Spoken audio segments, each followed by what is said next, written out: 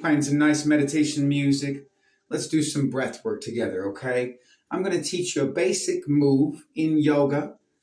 What we're going to do is we're going to breathe in through the nose while blocking one side. We're going to hold our breath at the top of our crown for about 5 to 10 seconds, as long as you can handle. Then you're going to switch it, breathe out like this. Make sure you're relaxing your shoulders, all right? Breathe up into your chest, but make sure you're breathing in with your stomach first, right? So what we're going to do is when we're doing this breath, right, we're going to breathe out with our stomach, then keep breathing slowly to where we're expanding all the way up into our chest, right? So we're raising our chest while we're lowering our shoulders, right? Right. It's very important that you do that, okay? Remember, you accept 100% risk and liability in choosing to do this exercise with me. I'm not a doctor. I'm not giving you any medical advice. I highly recommend you consult with one before you make any decisions about your health or wellness that may or may not affect you in a negative way. Thank you for understanding. At any moment, if you feel pain or discomfort, I recommend that you cease your practice immediately. It's important that you practice meditation and yoga and any meditative or spiritual art that has to do with breathing and movement of the body in the correct way, right? We want to be in a good practice. We want to be healthy. We want to make decisions that are good for us. So be wise. Take some time to research these things. Don't just immediately do it because you see someone doing it on the internet. Make sure that you know that it's what's best for you and that you can do it in a safe and effective manner. So, thank you for your understanding. So what we're going to do again is we're going to breathe in through one side, then we're going to breathe out the other, right? Right, but you're not just breathing in, breathing out. You're breathing in, holding it, letting yourself sit with that breath, feeling that feeling in the body. Then you're letting it out nice and slow the other side, right? So this is the meditation in of itself. The breath work, it works because you're breathing. You're getting back to your breath. That's why this is the ultimate meditative art. Beyond all movements, all forms, all sudras or mudras, right? When it gets down to it, it's about breath. When you're in the breath, you're not in the thoughts. When you're not in the thoughts, you're not in the chaos, right? And you can have order, right? You can bring order to chaos. Once you get out of the chaos and you get into the breath and you feel safe in the body, you're breathing in and out through the heart. The heart is in balance with the mind. The mind starts to quiet. You're able to focus. You have clarity. You can actually choose the thoughts that you want instead of them just being chosen on your behalf unconsciously. You enter into a state of creation, right? That's important. That's essential to our being as humans. We are creators, and when we are not creating consciously, we're going to create a lot of misery for ourselves and everyone around us. We are powerful beings. Our thoughts, our feelings, our words create anything and everything around us. Don't forget that. So it's not just a simple yoga breath. It's not so simple, and yet it is so very simple, right? When we get back to simplicity, that's when we gain the clarity and the comprehension of the true complexity that is manifest, that is enfolding out of what seems to be very simple. Yet there is an order. There is a sequence to it. It spirals out, right? The Fibonacci. It just keeps going and going and going and going. Never ending.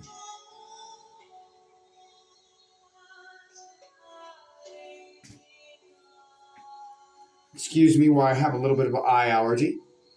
I hope that I'm holding space for you in a good way. I hope that you're holding space for you in a good way. You know, you want to be comfortable. If that's standing, that's standing. If that's sitting, that's sitting. However you're comfortable. You might be in a wheelchair and you might have no choice but to sit.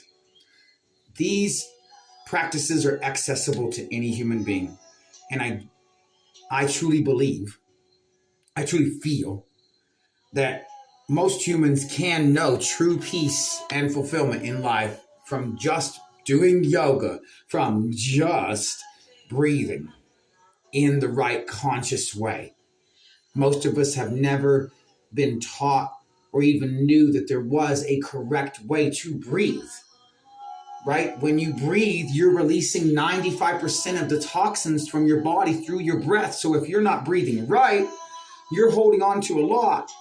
It's not just coming out through your circulatory system. It's not just coming out through your shit and your piss and your sweat. No. It's not just your lymphatic system that's getting blocked. It's also your breath is not flowing. You got to get back to your breath if you want to have true peace and fulfillment in this life. I preach a message of radical love and self-acceptance from a Zen Buddhist Christian perspective.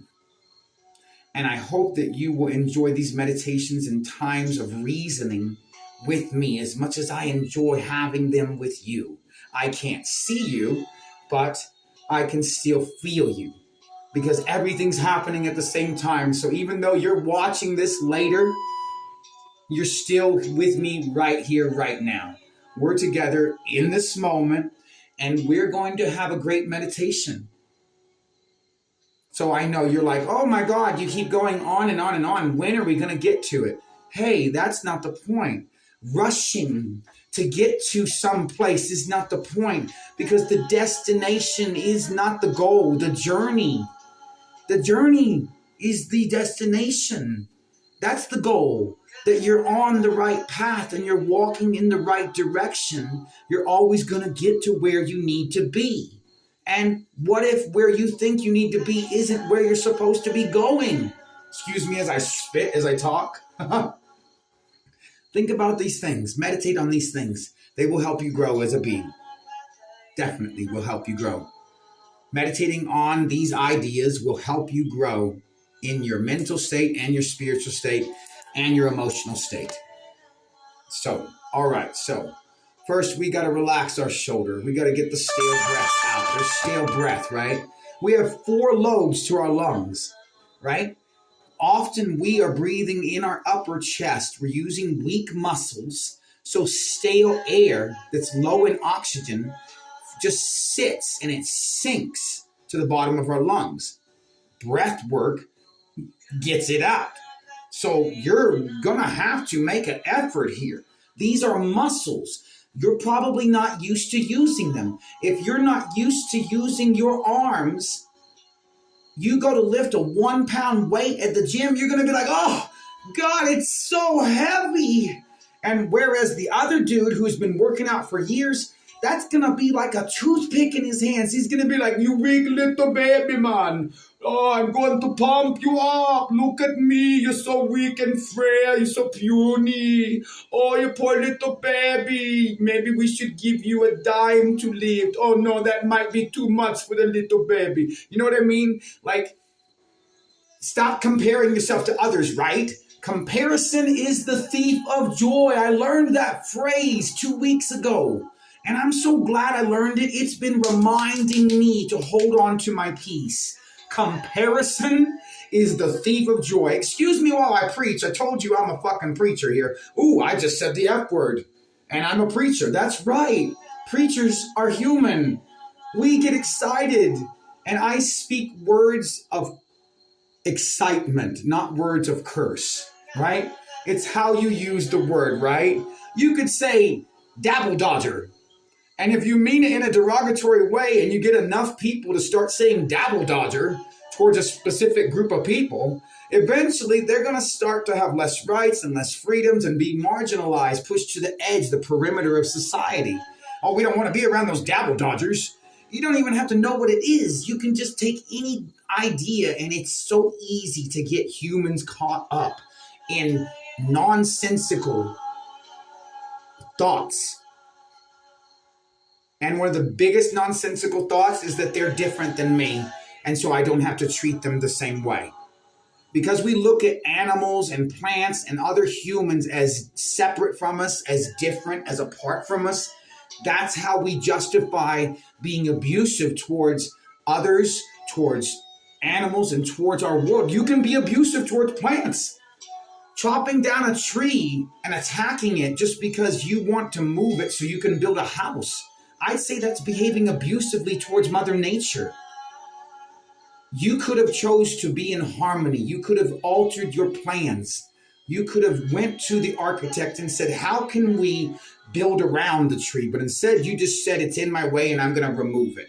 It's not me. It's not like me. And I need what I want, and what I want is more important, right? No, wrong. That's what's so twisted. We go to war. Why do we keep animals for food, right? I eat fruit and plants. Sometimes I eat dairy and I don't feel good about it because I know it's still supporting the meat industry. I admit I have a biochemical addiction to the chemicals in cheese, and so do a lot of you. When we digest cheese and it's breaking down, right? There are chemicals in everything, right? Your liver breaks down things and then it changes them into something different. Usually it takes it, breaks it down, and then makes it something that's even more powerful version of it, which can be good or bad. If you're taking in something really good and your liver breaks it apart and then takes it into your body, and then that's a good thing. But if it's something bad and it breaks it up and then builds it up in an even more complex way that's even more toxic, that's not good at all. So we're bringing toxicity into our spirits, our hearts, our minds, our souls when we think differently than the world.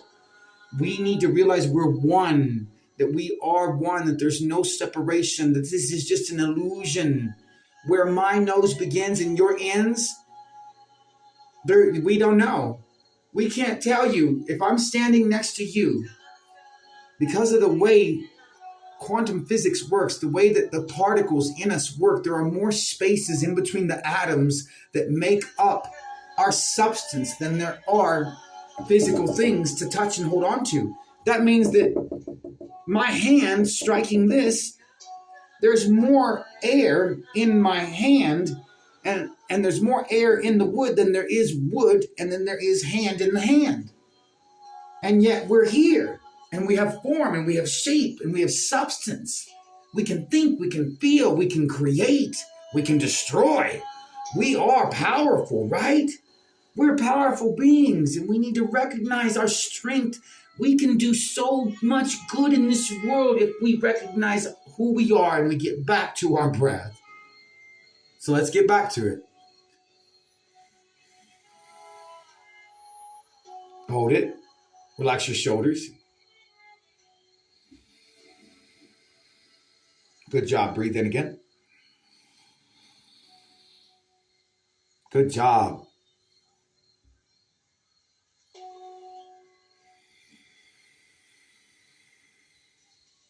Keep those shoulders relaxed. Pull in through your stomach and then let the air come all the way up through your whole chest.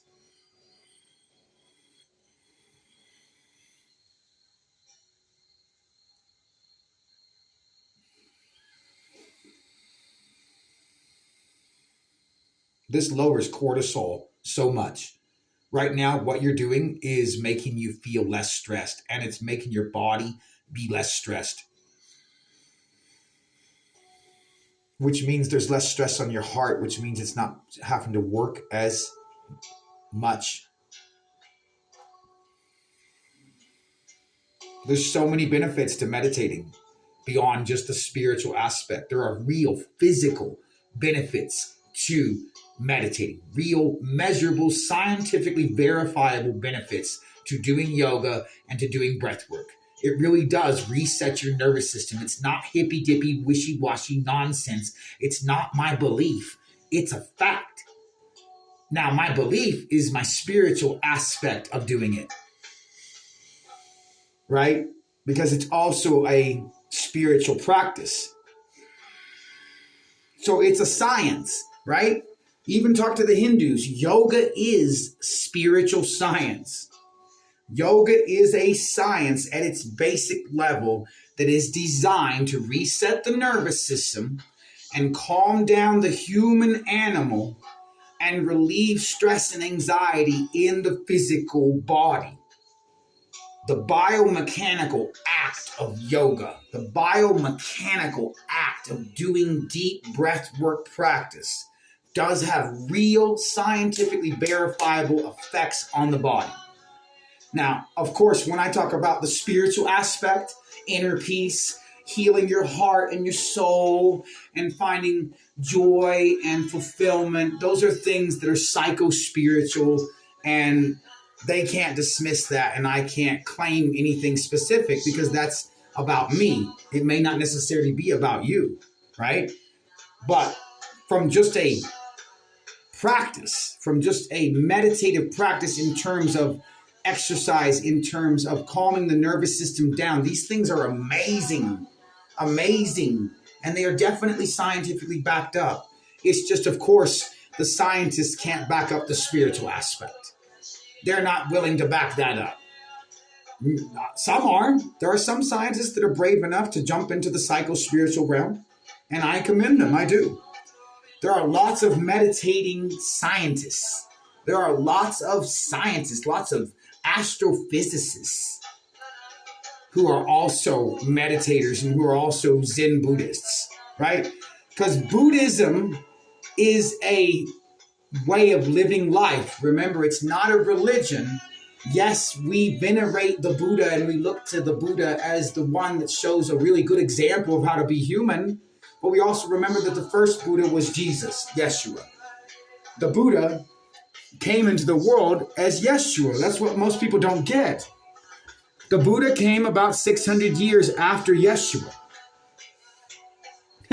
Jesus already came back, and he keeps coming back as the Buddha. Keeps being reincarnated as the Buddha. And I'm not talking about that Dalai Lama. No, I'm talking about us, the Bodhisattvas, the Buddha, the real Buddha. Not all Buddhists agree that the Dalai Lama is the bee's knee. He's on the Epstein list. So, I'm not in support of the Dalai Lama. I'm in support of Buddhism, real, true Buddhism, right? So these are things I share with you about my life. Thank you if you stayed the whole blog post. This was a long one. This was almost 20 minutes, but I really needed it.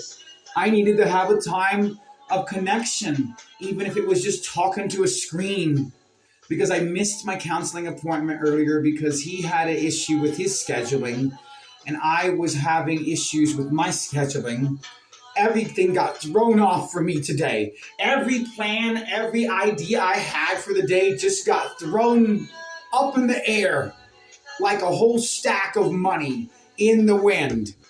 With me desperately trying. And what was it showing me? It was God, Goddess, the divine saying, hey, sunshine, you don't have to be in control. And perhaps what you thought was supposed to happen isn't what was supposed to happen at all today. Apparently, I was supposed to have a horrible allergy attack, then have a panic attack because of that, then calm myself down from it, then self-deprecate and loop in more negativity and upset because I felt like I was failing my child because I wasn't able to get to his appointment to take him to his autism therapy that was scheduled for today. Then feeling upset that my mom wanted me to be quiet and speaking negatively and toxically towards me while I'm trying to calm down, showing no support at all, then spinning out for a minute from that, really spinning out strong from it, then going into the bathroom, turning on meditation music, turning on the camera, and talking to people about what I'm going through, because it's the total thing of a Baha'i, and I'm also a Baha'i. I'm not like a Baha'i, because the Baha'i, it's like Buddhism, but not. It's like American Buddhism. It's like, what if the Buddha was an American who was actually a Hindu mystic that moved to America in the 1800s, that really was somebody who grew up with yoga and Buddhism and Christianity and Judaism, and they were just like, I got the same idea as Buddha. And then people are like, oh, look, this guy reincarnated. He came back. They think that he keeps coming back. They think that the Baha'i keeps coming back in different people. And the Buddhists think that Buddha keeps coming back in different people's bodies. Well, the truth is that it's all one and we're all coming back to ourselves. It's the divine coming back unto itself. And some of us get caught up in personality cults. And it can be dangerous. But the Baha'i are amazing because they teach an idea that's really amazing. When you're not feeling good about you, be in service to others. What is Bhakti Yoga? Bhakti Yoga is the ultimate act of service to the divine. It is a complete and absolute devotion to the will of the divine. And how do we serve the divine? By serving other human beings in love and kindness always. That's ultimate yoga. Not stretches, not hand movements, not scriptures, just how may I serve others in love? So that's the ultimate act of yoga. I want you to understand that. If you walk out your door today and you be loving and kind and you help others, you're doing yoga. Yes. It's called Zen meditation. Also, it's called walking meditation. In the Zen Buddhist tradition, when you're walking around and you're just being, that's Zen meditation. When you're doing, that's doing meditation. When you're sitting, that's everything is meditation. Everything. If you are focused and you are in clarity and you are released of thought, released of all worry, all fear, of all doubt, where you just are. You ever notice when you just are how things will flow into you? You go, aha. Do you usually get an aha moment when you're angry or sad or in a really charged emotional state? No, you do not. And is it a good decision to make decisions when you're in a supercharged emotional state? Not necessarily at all. Because even if you're in a supercharged positive state, you could go out, be overconfident, and make a major mistake that could get yourself and others hurt, right? So what does it mean? Our emotions should not be trusted. It doesn't mean we live in fear. It means we recognize that they are a charged, energetic states, right? They are communicating something that we are experiencing, that we are, right? There's a stimuli in our environment and we're bouncing off that. And there's a loop going on of feedback within the nervous system, within the conscious self, within the parasympathetic and the sympathetic, right? Right? But if we stay in one, we stay in the loop. If we get into the other, we get out of the loop, right?